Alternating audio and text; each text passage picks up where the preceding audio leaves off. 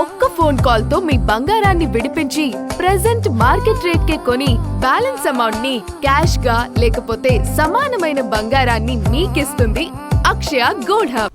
Fee reimbursement బకాయిలపై శాసన మండలిలో ప్రశ్నోత్తరాల్లో వాడివేడి చర్చ జరిగింది. 7,800 కోట్ల బకాయిలు ఉండగా 1,200 కోట్లు మాత్రమే చెల్లించేందుకు ఆదేశాలు ఇచ్చారని వైసీపీ ఎమ్మెల్సీలు అన్నారు. 2014-19 బకాయిలు 224 కోట్ల రూపాయలు ఫీజు రీయింబర్స్మెంట్ బకాయిలను వైసీపీ ప్రభుత్వం 5 ఏళ్ల పాటు చెల్లించలేదని మంత్రి డిఎస్బీవీ స్వామి తెలిపారు. బకాయిల విషయంలో ప్రభుత్వం చేస్తున్న ఆరోపణలను ఖండిస్తున్నామని బొత్స సత్యనారాయణ అన్నారు. బొత్స వ్యాఖ్యలకు మంత్రులు స్వామి, లోకేష్ గట్టిగా బదులిచ్చారు. ఈ సందర్భంగా మాట్లాడిన బొత్స సత్యనారాయణ ప్రభుత్వ జూనియర్ కళాశాలలను ఎందుకు తీసేశారో తెలపాలన్నారు.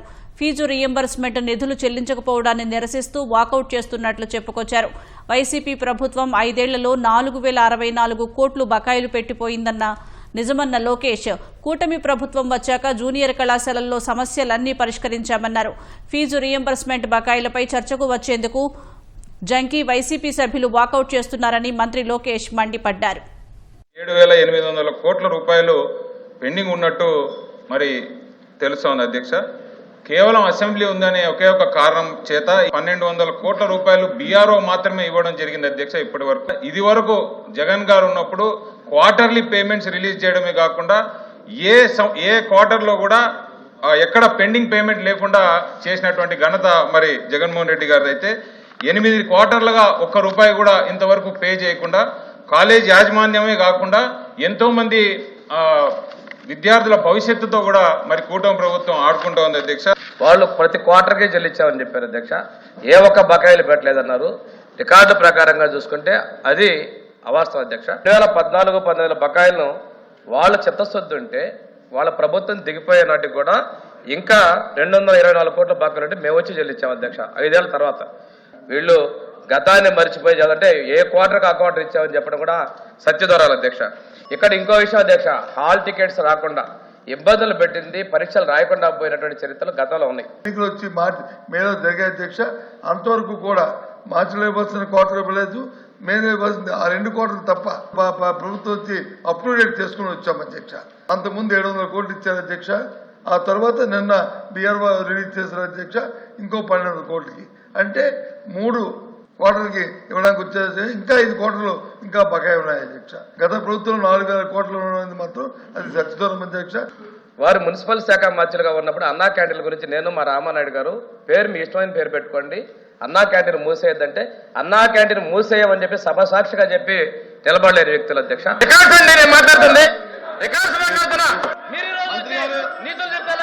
నేను రికార్డు చెప్తున్నా సార్, ఇక్కడ రికార్డు చెప్తున్నా.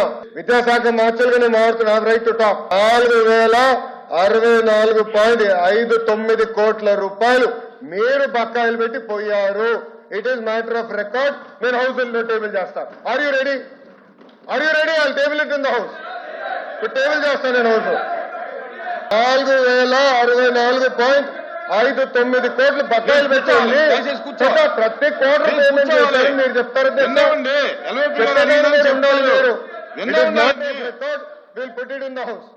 మినిస్టర్ గారు ఏం చెప్పారో దాన్నే ఆయన రీట్రేట్ చేస్తారు.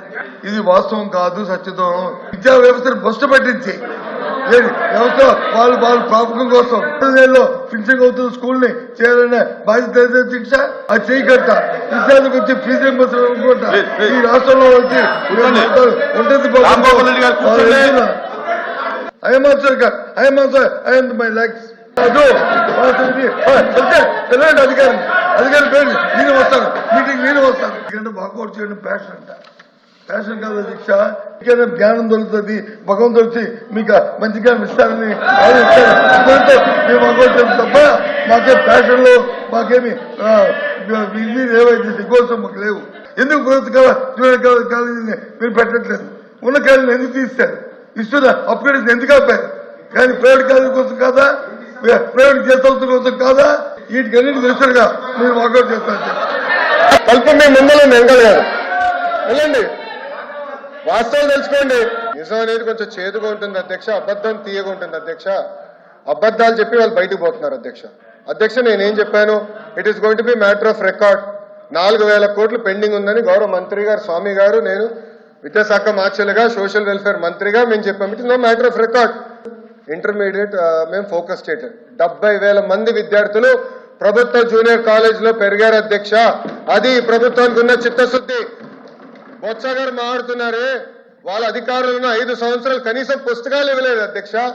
ఇంటర్ పిల్లలకి పుస్తకాలు ఇవ్వలేదు, బ్యాగ్స్ ఇవ్వలేదు, మధ్యాహ్న భోజనం పథకం వాళ్ళు రద్దు చేసిపోయారు అధ్యక్ష. వాళ్ళు మమ్మల్ని అడిగే నైతిక హక్కు లేదు అధ్యక్ష. మధ్యాహ్న భోజన పథకం మేము అమలు చేస్తున్నాం. ఇంటర్ పిల్లలకి పుస్తకాలు మేము ఇస్తున్నాం.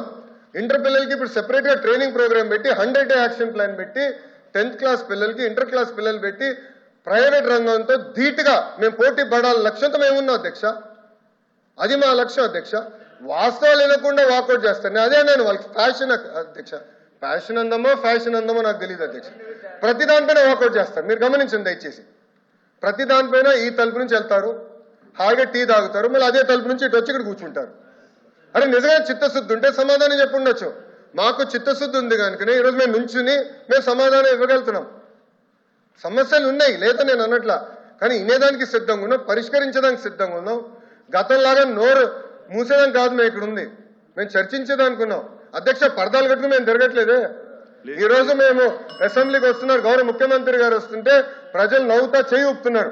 గత ముఖ్యమంత్రి గారు పరదాలు కట్టుకుని పోలీసులు పెట్టి 3,000 మంది పోలీసులు పెట్టేవారు ఈ రోడ్ల పైన. ఒక యుద్ధ వాతావరణం వచ్చినంత ఫీలింగ్ ఉండేది. ఇప్పుడు ప్రశాంతంగా హాయిగా తిరగెళ్తున్నాం. ఇది మా ప్రభుత్వానికి ఉన్న చిత్తశుద్ధి అధ్యక్ష. ఆయన ఆరోపణలు చేసి బయటకు వెళ్తాం కాదు, it is matter of record. మా దగ్గర ప్రూఫ్ ఉంది. ఇంటర్ గురించి ఆయన ఆరోపణలు చేశారు. 70,000 మంది విద్యార్థులు పెరిగినాయి అధ్యక్ష. వాళ్ళ అధికారులు ఉన్నప్పుడు 12 లక్షల మంది విద్యార్థులు ప్రభుత్వ పాఠశాలలు దూరం అయ్యారు అధ్యక్ష. ఇవన్నీ ప్రశ్నించే హక్కు నాకు ఉంది అధ్యక్ష. ఆయన సింపుల్ గా వాకౌట్ చేసి పారిపోతున్నారు. రమ్మని చెప్పండి అధ్యక్ష. చిత్తశుద్ధి ఉందంటే చర్చించాలని, హౌస్ కి రమ్మని చెప్పాలని మీ తరఫున కోరుతున్నాను అధ్యక్ష.